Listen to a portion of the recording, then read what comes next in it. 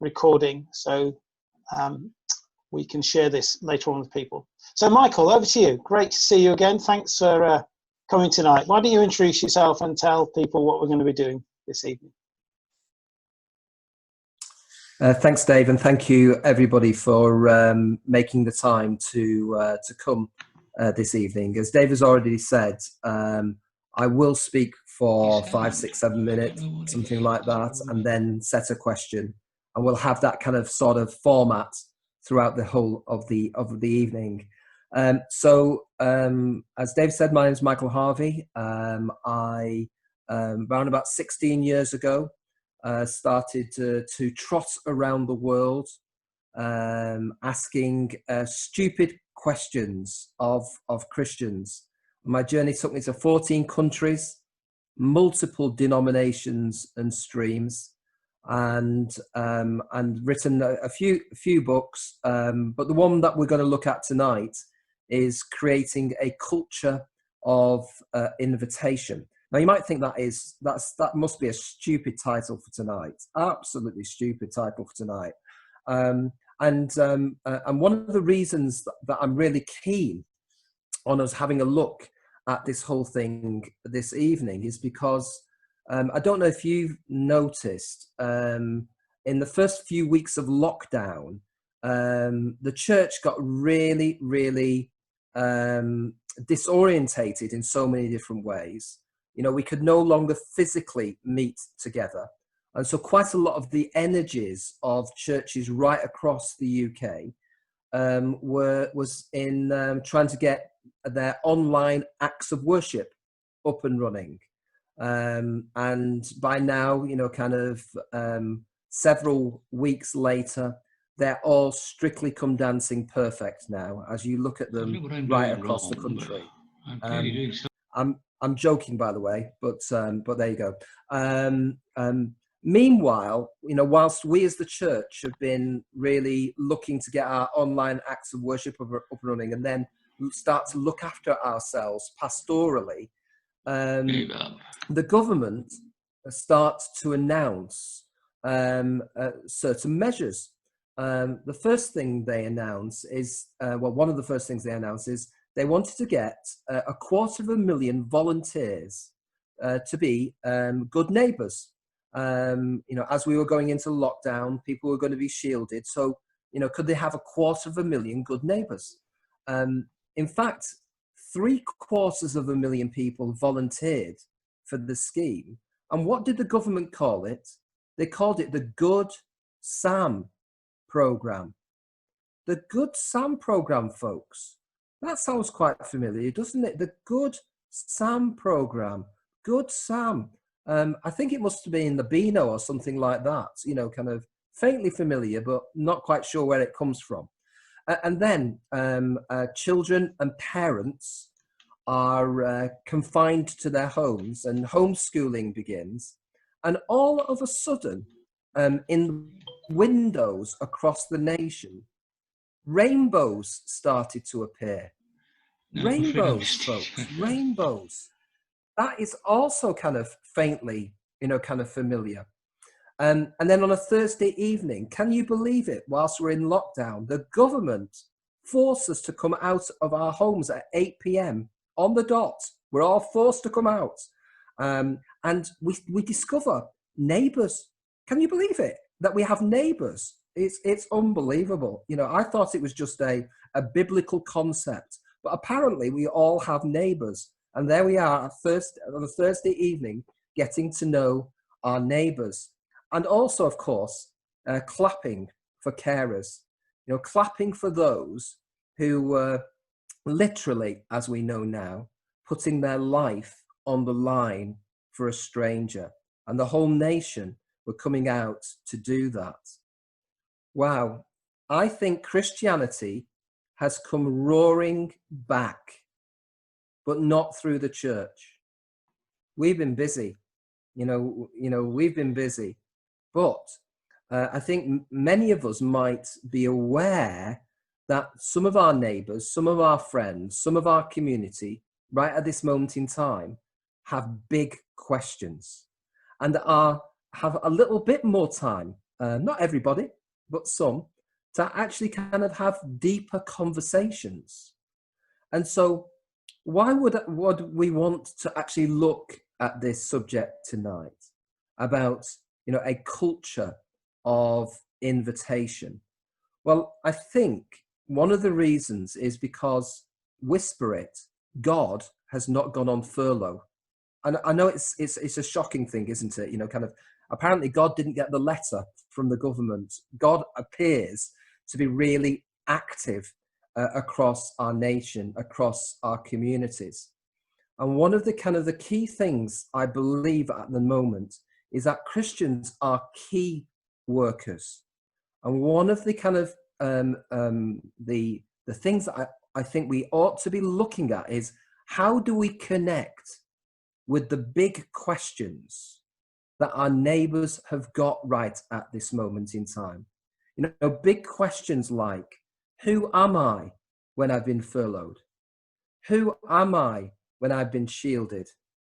Who am I when I've been cut off from my friends, my family, from my relatives?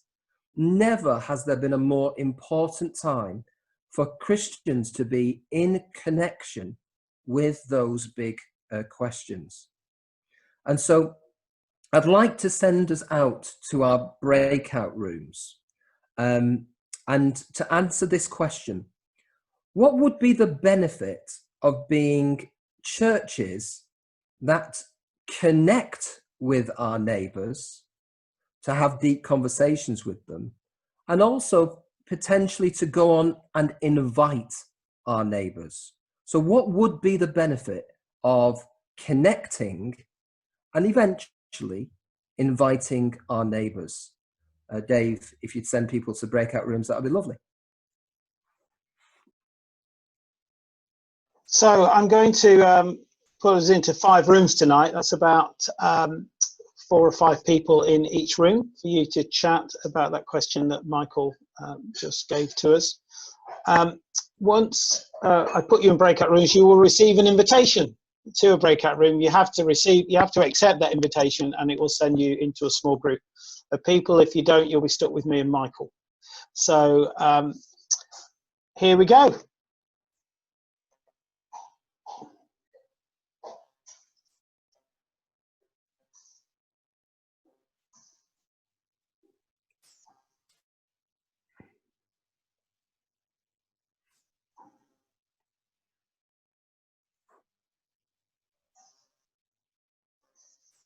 Okay.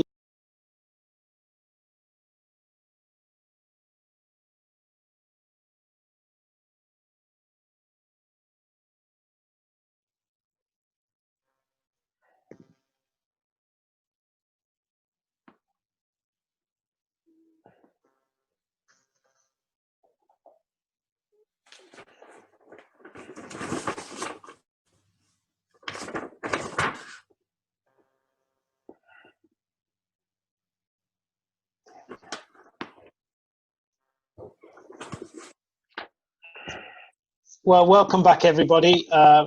It's good that you've been able to spend a bit of time chatting about the things. We'd love to get some feedback from you about that question from each of the groups. So maybe one person from each group could give us a bit of feedback from your discussion. So who'd like to go first? Group 1, would you like to go first? I think we were group 1, okay. Dave. Yeah, Stephen, off you go. So obviously, there's a big mental health issue. We all realise that it's in the news at the moment. It's a big thing, and there's a feeling that bringing people in and inviting them in is a great opportunity to build those relationships and get the mental health issues that people have and discuss those. The church is an ideal place for that, and it can be a real light for society. Mm-hmm. Okay. We also feel it's in line with that. The church is a great place for receiving help. People are full of compassion, especially if there are people out there who don't know they need help sometimes. Yeah. So that's one of the benefits of bringing people in. And the other thing was mentioned, we talked quite a bit about online, all the online opportunities, and the opportunities as well for sort of almost like a low-key introduction to church. People might have preconceived ideas about Christianity, and so really it might be an easy or private or comfortable way to introduce people into church where they might not want to walk into a church building under normal circumstances. So we think there's a lot of opportunity just even in the online things or smaller group online sessions. Right. Stephen, that's a great start. Thank you. Thank you so much for that. What about group 2? Who would like to speak for group 2?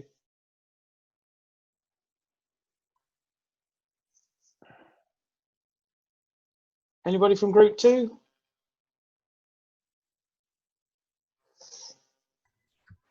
I will. Jane, you're going to speak for group 2. Yeah, Oh, well, if the others sorry, don't mind. is it Jane or sorry, I don't know your name. I've just got your surname, Martin. Did you volunteer as well? Yes, I'm Janet, but Jane's fine. She can carry on. Okay, fine, all right. Yeah. But you tell me if I'm wrong anyway, Jan. Yeah, we didn't come up with a, there were a few different ideas that were washing out. Yes, some of us had met neighbours that we didn't know before. In fact, Janet met somebody who was, when she was out clapping, that she hadn't been aware of as a churchgoer to another church, in a different place. On our estate, a lot of people know each other, and so our history is known. So it's it's a different kind of thing. But I did ask the question, who is our neighbour? I have to say, I like to answer a question with a question from time to time. Okay. Is there anything else that anyone wants to add to that? Janet, is there anything? Okay, thanks Jane for group 2. What about group 3? Who's going to speak for group 3? I'll speak for Miriam. Hi there. Hi. So the benefits. Everybody has questions, and we've been in a really privileged position because we've been meeting people outside as we've clapped, or we've met people as we've been walking. We've had those opportunities to just come alongside people and just to sort of build up friendships. And through building up friendships, the opportunity then to perhaps sort of talk a little bit about faith and what it means to us in a very easy and non-threatening way. So that's been a great benefit of being the church out in the community. And it's very much about having to be the church in the community rather than being a church that expects everybody to come into us. And I think that's been a great benefit over the last few months, being out there, not just on social media, but also it's that physically being out there and engaging with people. And it's interesting how people are quite interested in what's happening with the church and how we're doing, because people have asked me, people have asked other people in our group about, how's the church doing and how you're managing, despite the fact that they themselves aren't church members and they don't go to church, but there is that interest. So again, it's provided those great opportunities to actually talk a bit about church and what we're doing as well. There's a sense of being able to have these conversations that plants a seed for later. So, who knows what will come from what we've discussed. And the support that churches have given through their pastoral care, sort of taking food around to people, supporting people on the phone, all that sort of stuff, has been another huge benefit. So in some ways it's enabled us to get to know some of our members of the congregation better, because we might not have had so many conversations with them as we have done since we've been on this lockdown. Thanks, Miriam. Yeah, I certainly find people keep asking me, how's the church doing and is the church open yet and things like that, even though they've never been inside the church building. So it's interesting that there's interest there. Thanks for that. I'm going to pass back to Michael now, who's going to move us on and respond to what you said. Thanks, Michael. Fantastic. Thank you for those that feedback. I think one observation I want to make is that we've almost been a church in lockdown before we've been in lockdown. What has happened to us is that we no longer can physically meet together, and it looks as if God has dispersed us into community, for such a time as this. And I happen to believe that Christians right at this moment in time, we just mentioned that there's a mental health crisis brewing, that we are key workers right at this moment in time. Well, over the past 16 years or so, as I mentioned before, I've been trotting around the world asking stupid questions, really stupid questions. I come from Manchester. We're allowed one a week. I know down south you're not allowed any at all, but it's very helpful, the ability to ask stupid questions. Well, one of the stupid questions I've been asking is, I got in front of congregations, normal congregations. By the way, can congregations be normal? We could debate that question, but we're not going to debate that question. Anyway, I got in front of normal congregations and I've asked this question. Is there someone God is nudging you to invite? What a stupid question that is, isn't it? How stupid is that question? Is there someone God is nudging you to invite? Please note God in that question. Is there someone God is nudging you to invite? Now, I've asked that across 14 countries, multiple denominations and streams. And would you Adam and Eve it? 70% of congregational members already have the name of someone God is nudging them to invite. I mean, unbelievable. 7 out of 10 have got the name of someone that God is nudging them to invite. And I've done that, right across the churches. This is multiple denominations and streams, urban churches, rural churches, right across Western Christianity. I'm calling that the church's greatest missed opportunity. Completely and utterly missed. Why is it missed? Well, because we don't often ask the question, is there someone God is nudging you to invite? I think we've become churches that are event-led rather than spirit-led. We've got this great event coming up. This would be a fantastic event to invite someone to. It's not going to be cringy. Oh no, not going to be cringy. We've become event-led rather than spirit-led. So that's the first stupid question I've been asking. The second stupid question that I've been asking is this. If 7 out of 10 of us have got the name of someone in Mancunian, what the blooming heck is going on? What on earth is going on? And what I've discovered by asking that second question is that 80 to 95% of Christians have no intention of inviting anyone. Can I just give you that figure again so we're very clear as to what I've just said there? 8 to 9.5 of us out of 10 have no intention of inviting anyone. And by the way, just so we're very clear as to, again, what I've just said there, that is across some of the fastest growing churches in Western Christianity. So this is across Western Christianity. So this isn't, just confined, to churches, that we might know. This is across, some of those churches where you buy the worship albums from. By the way, well done for buying worship albums from those churches. Fantastic. At least it gives them money. Well done, everybody. But yet, even in those churches, because we always think the grass is greener on the other side of the fence, don't we? Oh, they must have got it right. But even in those churches. So therefore, what I want you to do is I want, once again, to send you out to a breakout room to discuss the next question, which is this. Why don't Christians invite? I mean, we've just seen all of those benefits, about inviting that we've just rehearsed. So what's going on? Why are we not doing this? What's the problem here?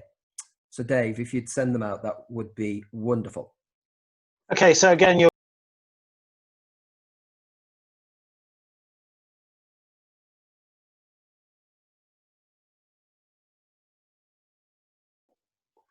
to other people and our neighbours and our friends, it somehow seems another step to actually you know, invite them. We sort of somehow feel it's something for people to decide for themselves, and that yeah, trying to suggest that this might be something they could find interesting is not right.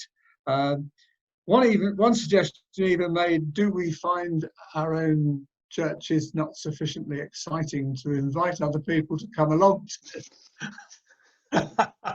I couldn't possibly comment on that, Tony. I couldn't possibly comment. Well, I leave that one where it is, you know. But I mean, it's you know, it's perhaps something I thought, certainly from myself, I could recall the fact that when my children decided to take themselves to another church, there was perhaps a reason. Okay, thank you. Great. Thanks, Tony, for that. Really helpful. What about group 2? We'll go over in reverse order this time. What about group 2? Who's going to speak for group 2 this time? I'll do it. Okay, Janet, sorry. Well done. We said similar kind of things, really.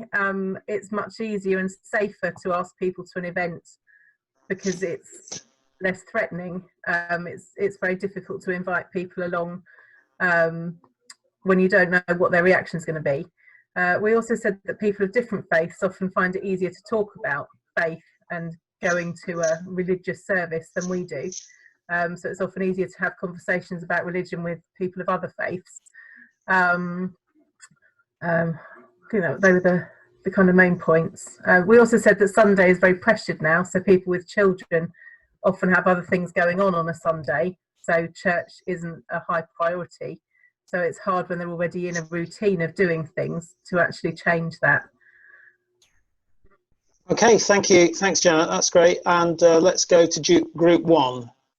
Yeah, I'll take it again. Stephen. So just to list a few points, some of the same points discussed by other groups, but we also thought, yeah, sometimes we might think that the people we want to invite aren't ready, so we just don't do it. Mm-hmm. We also, we know people who might have had a bad experience with church in the past, and we're worried that they might have a similar bad experience, so you don't really want them to put them in that situation. Yep. Sometimes we're just too preoccupied and don't have time or forget to invite people.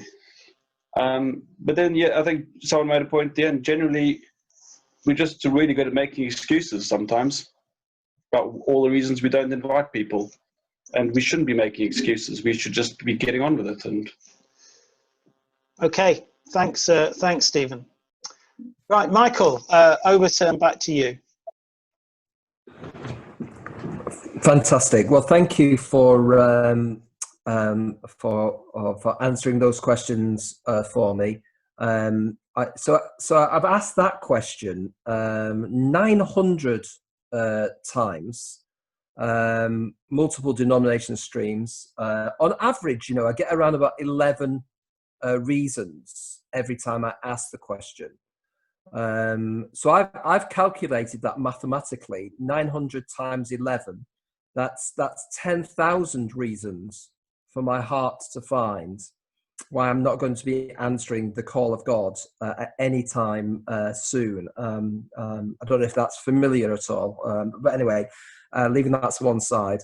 Yeah, would you, Adam and Eve, wherever I go, it's the same reasons. We're all saying exactly the same thing in Western Christianity. I took this to Africa, I started asking, these stupid questions in Africa. In some of the countries I went to, they laughed me out of the country. What do you mean? If God calls you to do something, of course you do it. So they laugh, so absolute waste of time in Africa asking these questions. But in Western Christianity, we're all saying exactly the same thing. Now, would you also kind of believe it as well that whilst these are the reasons Christians say we don't invite, these are not the reasons Christians don't invite.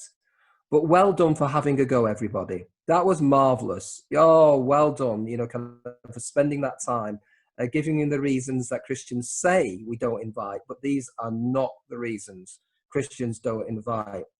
To get to the reasons that we don't invite, we have to ask a different question, which is this: what are these thoughts saying, and are they true? What are these thoughts saying, and are they true? I'm going to read these back to you. And you're not going to go back into your breakout rooms now, but as I'm reading them back to you, I'd like one or two of you afterwards just to tell me if you can see something different as I read them back to you that we haven't presently said. So I'm going to read them back to you in this way. Somebody called Joe has just moved into the area of Croxley Green. And over the past 6 or 7 weeks or so, you've got to know Joe really well. In a socially distanced way, of course, kind of, no breaking of any government rules here, but you've got to know Joe really well over these 6 or 7 weeks. And unfortunately, in the last conversation with Joe, you get this nudge in the back of your mind. I wonder if I should invite Joe. It's awkward, isn't it, when that happens? And it's so annoying. You're having a really good conversation with Joe. Why does God have to do that? Spoiling things like that. Well, these are the reasons that we're not going to invite Joe, even though we've got a nudge to invite Joe. We're not going to invite Joe because I'm frightened, that Joe might say no. And so you can't be inviting anybody if, they might say no. So I'm not going to invite Joe.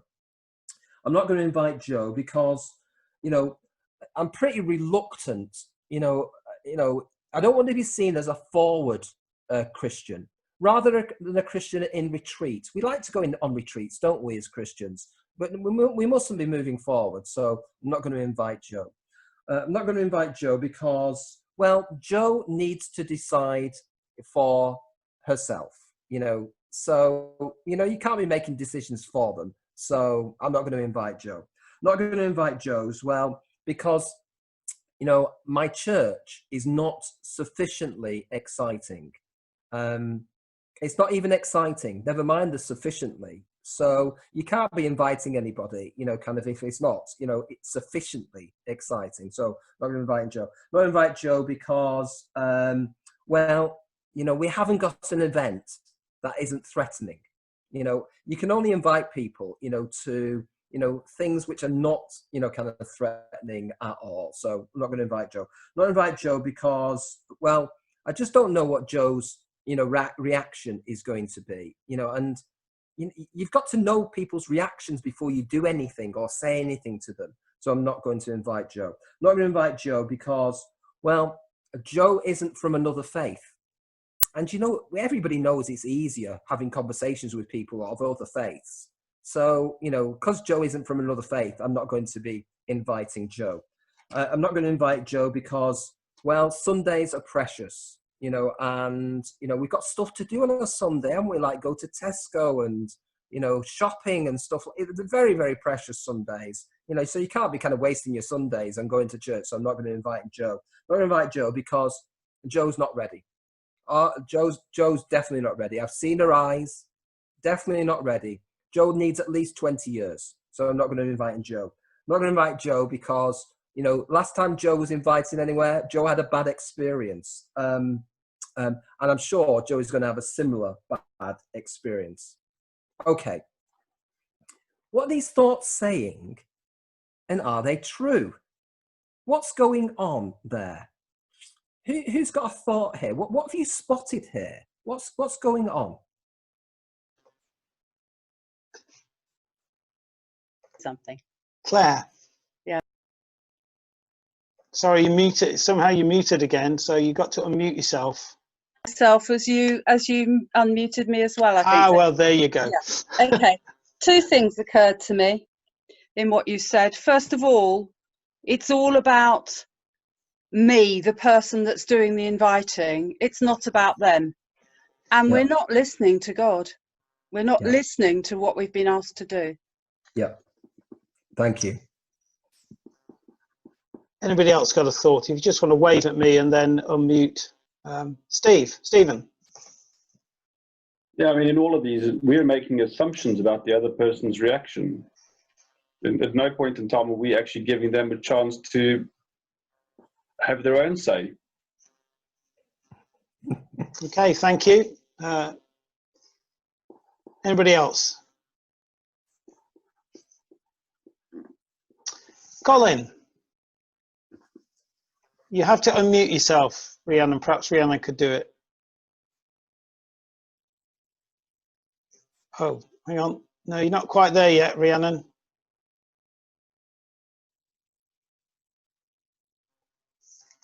I can't. Oh, there you go. Well done. Colin, what were you going to say? I would say that all the attitudes there was negative attitudes. All of these, the reasons were a negative attitude by us, and not a positive. Okay, yeah, thanks. That's great. Anybody else?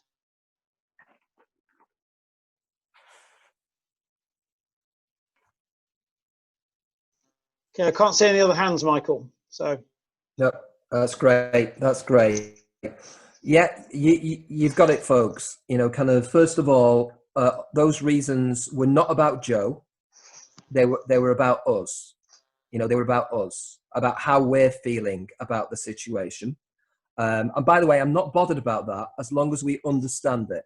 As long as we understand that those reasons are about us. But I'm not bothered. Secondly, it doesn't look as if we're listening to God. As I said before, 7 out of 10 of us have got the name of somebody, but 80 to 95% are not going to be doing it, even if God has nudged us. Thirdly, we are making assumptions. We are so Christian about invitation. We do the thinking for our friends. Aren't we great, eh? Oh, well done for doing the thinking for our friends. Will my friend want to come to this? No. So we save them the bother of saying no to a question we don't want to ask them. Brilliant. Absolutely. This is Christian comedy of the highest order. When you get to heaven, I believe you can make an appointment, with God on the first day. Make an appointment, go in and knock on the door and say to God, you left it to us. What were you thinking? Who came up with that harebrained scheme, leaving it to us?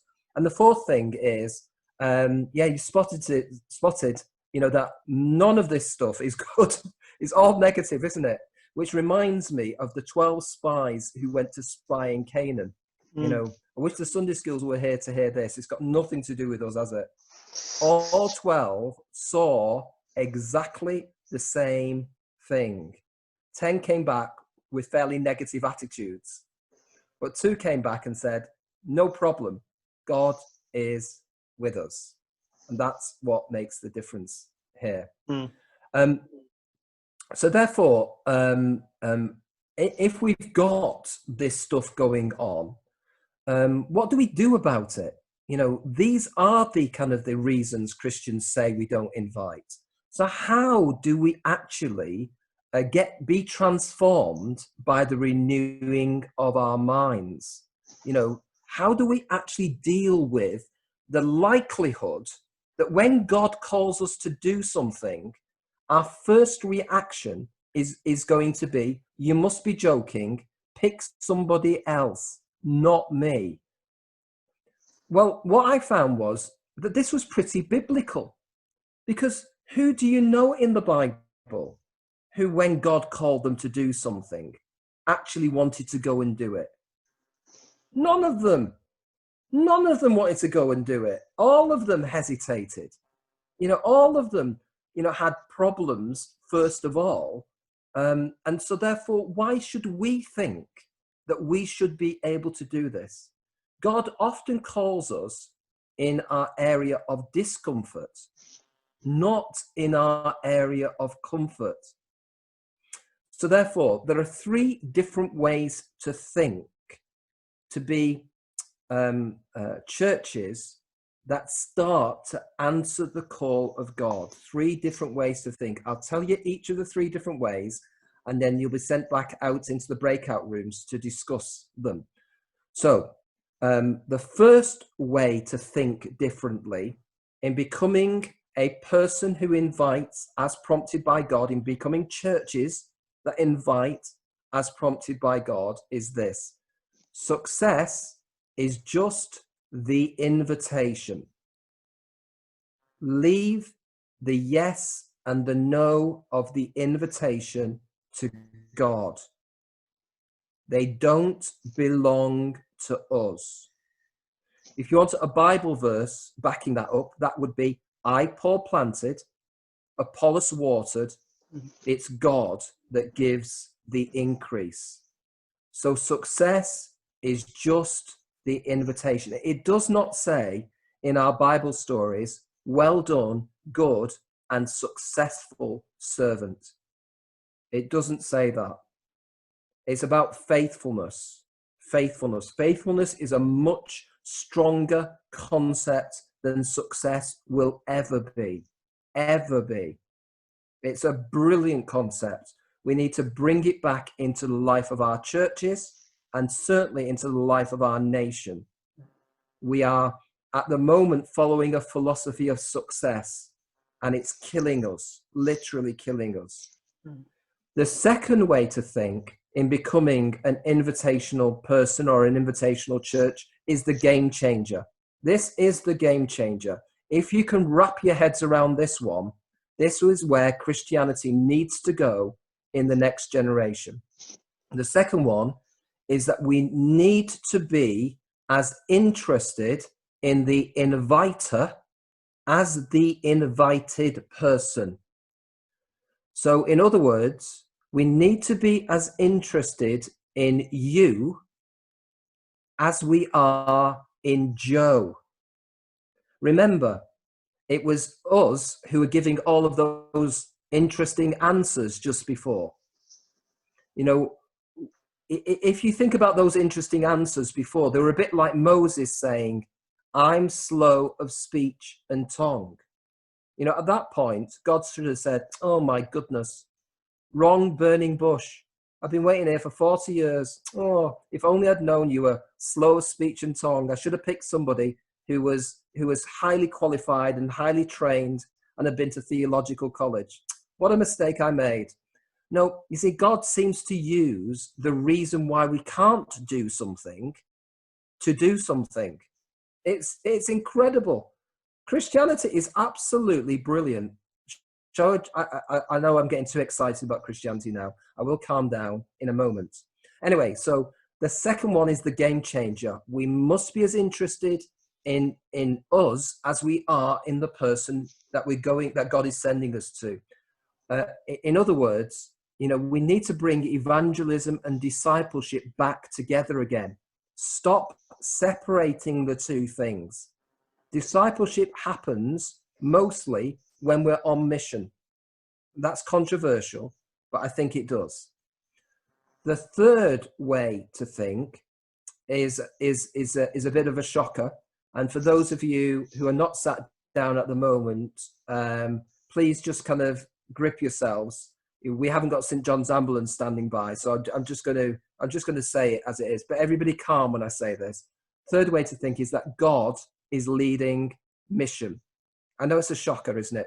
We thought, you know, kind of the elders, you know, or the parish council were leading mission, you know, or the mission action plans, or the directors of mission at diocesan level were leading mission.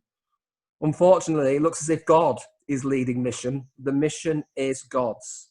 That's why when we find that 70% of us have got the name of somebody, it's a really important finding because God is leading mission.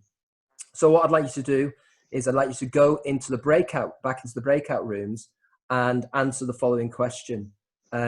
What difference would any of those thoughts make if we introduce them into the life of the church? Success is just the invitation. Be interested in you as an inviter as well as the invited person, and that God is leading mission. Dave. Okay, so open the breakout rooms again. We'll see you in about 5 or 6 minutes.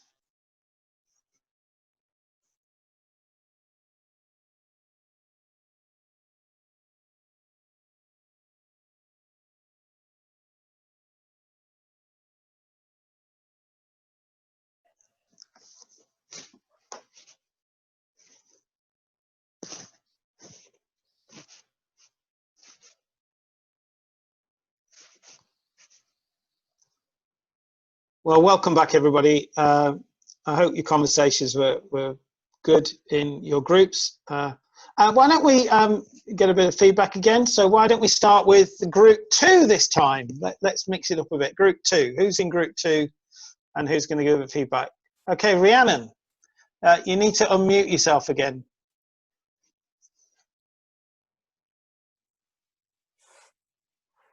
There. Yeah, you've done it. Well done. Okay, thanks, Well Rhiannon. done. Well, we touched several subjects actually. What difference would it make if we followed these 3 things? We didn't quite understand the second one about we're important as Joe. I didn't quite understand that. None of us quite understood that that bit. But we looked at Gideon and Moses, and of course they were felt very inadequate to do it.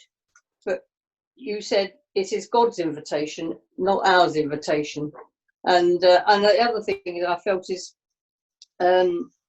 if we do get a nudge, we must get over the obstacle of thinking we've got to go further. We've just got to do the invitation, and then it is, as you said, God's mission. Yeah. The other thing is, we said about coming out of our comfort zone. Oh, coming out of our comfort zone. We're quite happy in our comfort zone. I mean, you know, when you look at what people in the church know, my favourite story is Gideon. Well, put on Gideon there, even though he was in that pit, he didn't want to get out of there and do something positive. And I think we're the same. We when it comes, push comes to shove, no, I'm quite happy where I am, and we don't want to leave our comfort zone and go out into the unacceptable. Okay, thanks, Colin and Rhiannon. That's great. Thanks for that. What about Group 1? Who's going to speak for Group 1 this time? Yeah, I'll pick it up again. Hi, Stephen. Just because I had the pen and paper. But yeah, and interesting enough, the first point that was raised once again was, what does point 2 mean? And with some interesting discussion around that. And I think what it boils down to, what we discussed, is you need to be excited yourself about it. You need to have grown yourself in discipleship and be excited about church yourself in order to just invite somebody. You don't invite somebody to a party that you know you're not going to enjoy. You don't say, oh, come along, it's going to be a bit boring, but just come try it out. So at point 2, being interested in the inviter, you need to make sure that you have grown yourself, that you're enjoying it. And so I think that's what it is. Yeah, you grow first before you be confident enough to invite somebody else. And that can obviously just benefit the church as a whole. We also think, in following any one of these things, I mean, we need to realize from a church perspective that it helps us realize that God is in charge. We've been faithful, we've done our bit. We've now got to leave it to God to do the rest. Okay, thanks, Stephen. That's really helpful. And lastly, Group 3. Is it Claire? Yeah. It was okay. My turn, apparently. Yeah, you're on. Thank you. First of all, we thought about the success is the invitation. That implies small steps. Stay positive and just little steps. Again, we pondered question 2, and one of the things that came out of it's the same sort of thing as others have saying, was to be positive, to have confidence in your own faith. However far you've gone, it doesn't really matter how far along the trail you are. It's having confidence in your own faith. And we question the invitation. What are we inviting to? People keep talking about a church service, but that's an event, surely. And we're talking about inviting, surely, to get to know Jesus, to get to know God, to walk alongside. So it's much more a case of getting alongside people and not to be frightened, because this is led by God and he is with you. And so, and also recognizing that people, there could be people who might like to come to the event, who would love to come to church, if only we were brave enough to make the invitation. Great, thanks, Claire. Really appreciate that. So, Michael, back to you. Again, thank you ever so much for that feedback. It seems as if I still have to work very hard on thought 2, because it is a difficult thought. It's a really difficult thought. Not quite kind of got it yet, but let me kind of try and explain it in this way. When God called Moses on mission, the mission was to get the children of Israel out of Egypt. That was the mission. But God's mission was to Moses as well. You know, when you think of the reason Moses gave as to why not to go, I'm slow of speech and tongue. And then you look back after he's been on mission with God, this man who's slow of speech and tongue is speaking to a nation. God transformed Moses through mission. We've lost the plot. We've lost the plot. I was brought up on Pilgrim's Progress and Tolkien with Lord of the Rings. And those two authors, you know, one a very much a Protestant author, one a Catholic author, they were interested in showing this idea that when you went on mission, you would grow. You would grow. Now, the mission was still to something, but we've got our focus on the wrong thing here. You know, we think that we are doing the mission when actually God is doing the mission in us as well as through us. And this is the transforming nature of that second idea, is that we grow in our relationship with God through mission. Okay, so that's the second point. Again, I probably will need to emphasize it and re-emphasize it and restate it, etc. But that's the game changer where Christianity is concerned. Total game changer, because we're not thinking in that way at all. The second thing I want to say is what to. That is the second reason, the number 2 reason why Christians don't invite. The number 1 reason, by the way, is fear of rejection. But the number 2 reason is, well, what do I invite them to?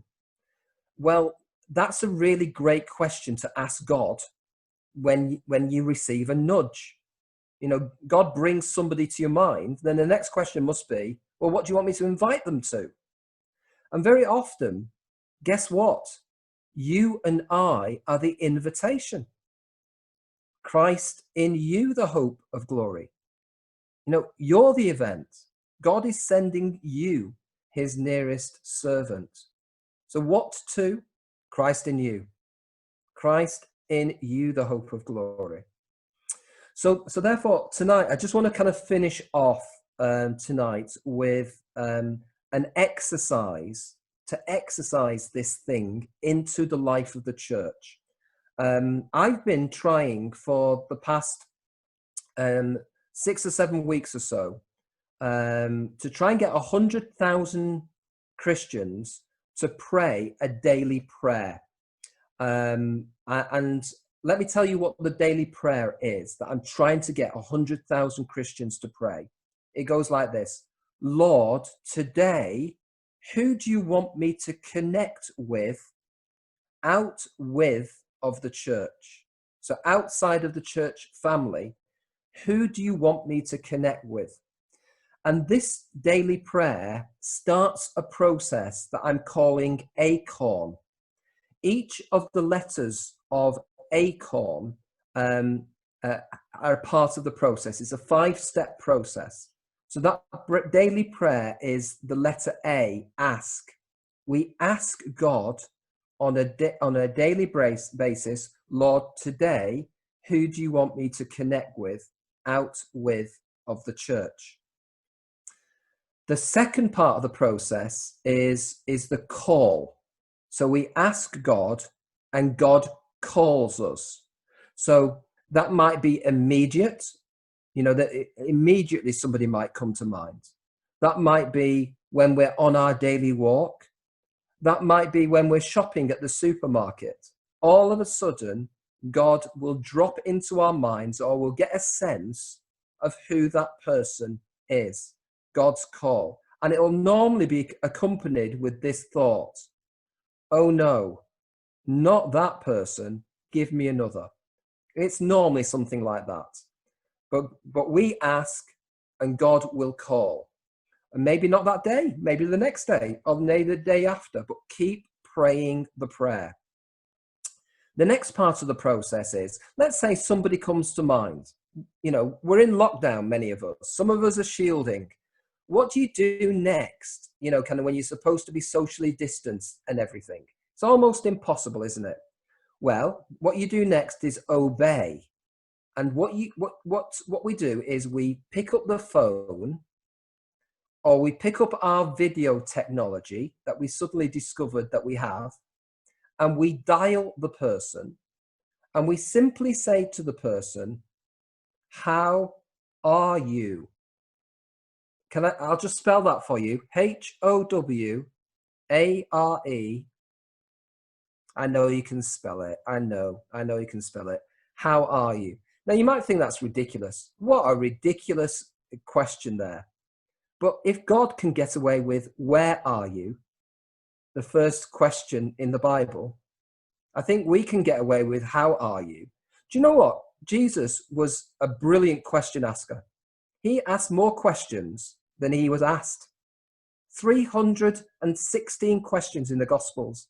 I've just counted them whilst you were kind of doing that breakout. No, I haven't. Anyway, how are you? And it's based anyway on a missiologist called Vincent Donovan, who wrote a book called Christianity Rediscovered. And he said, we make the mistake as Christians of thinking we're taking God with us into any given situation. God is already there. Our job is to find out what God is doing and join God in that conversation. We are sometimes too quick to give the good news without actually finding out what the bad news is. We will find God in a person's ache, in their hurt, in their anxiety, in their worry. So that's the obey phase. And then we could leave it there, but I don't think we should leave it there, because there's two other letters of ACORN. The R stands for report. Report. The old-fashioned word for report, of course, is testimony. And what I've been setting up around the country is ACORN groups, where we practice the daily prayer together.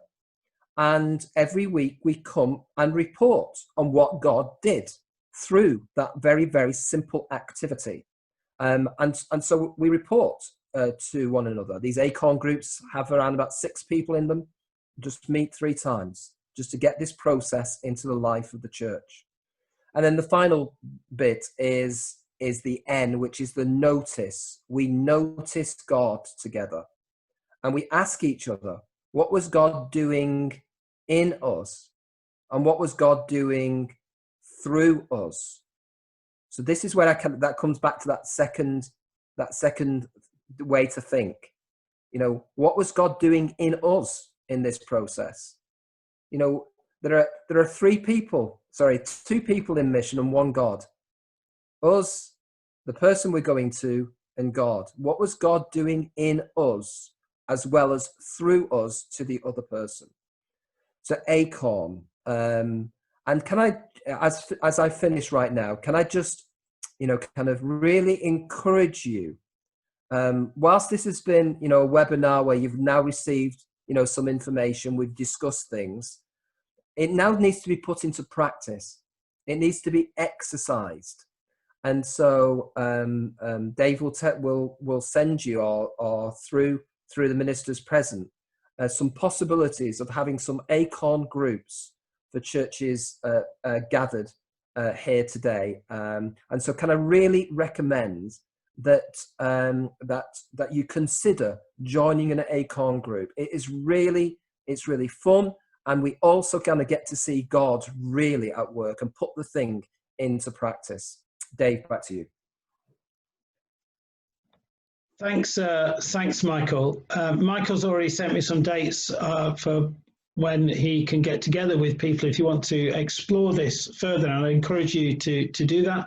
I'm going to circulate that actually to the leaders and ministers of the churches next week, and you need to contact the minister and the leader of your own church if you want to be part of that. That's how we're going to put them together. They start in the later part of August into September. As he said, 5 or 6 people meeting together 3 times just to explore and be accountable how we're putting this into the practice as we go forward into the future, that we might become churches with a culture of invitation as we look ahead. Michael, I want to say thank you again for joining us. Second time this week. It's always a pleasure meeting with you, always inspiring, encouraging, and I hope you found that tonight. Maybe we want to give Michael a virtual round of applause to thank him for being with us. There we go. Great. Okay, so thanks once again for coming, and we hope you have a good summer, and we hope to see you back with the ACON groups in the later part of the summer and into the autumn. So God bless. Thanks for joining us tonight and for all you've contributed, and pray you know God's blessing in the days and weeks ahead. God bless.